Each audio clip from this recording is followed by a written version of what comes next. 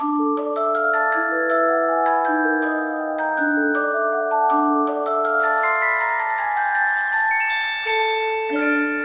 everybody, I'm Mike, and this, once again, is Entertainment Junk.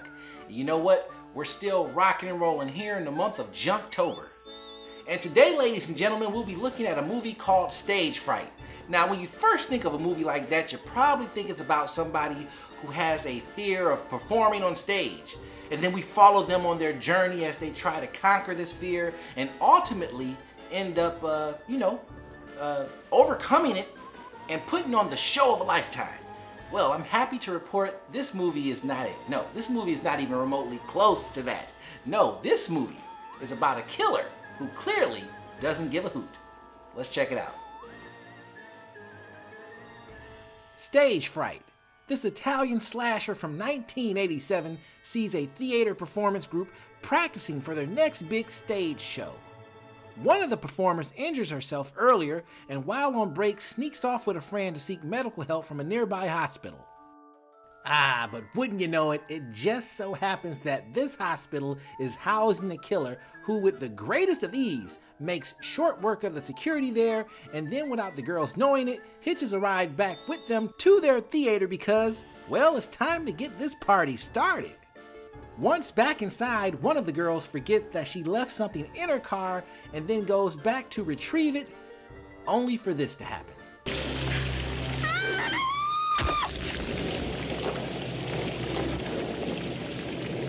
Woo! You know she did. Shortly after that, her friend finds her body, the police are called out, and from here you would think the whole production would just get shut down and everyone would go home, with there being a killer still on the loose and all.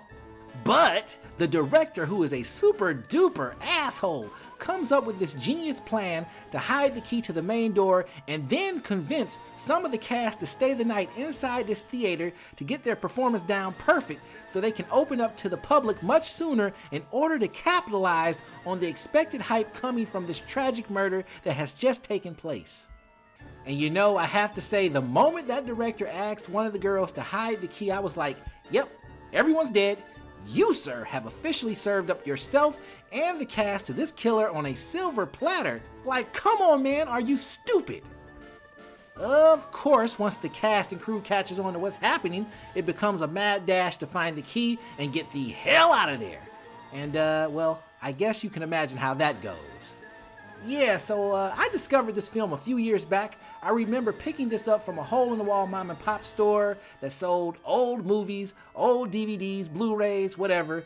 No idea what to expect or what this movie was about, just some interesting cover art to catch my attention. And sometimes, just sometimes, that's all you really need to get reeled in.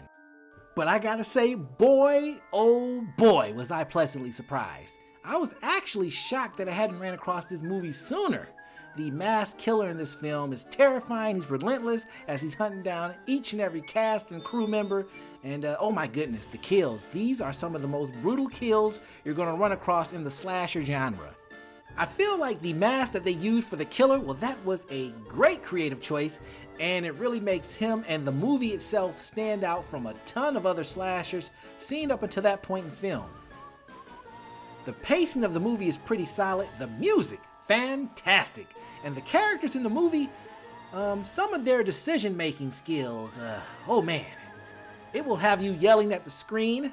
I don't know if that's a good thing or a bad thing, but it's there. Regardless, this is one you just don't want to miss. This right here, people, is Italian horror at its best, and definitely a recommended watch. So go and check it out.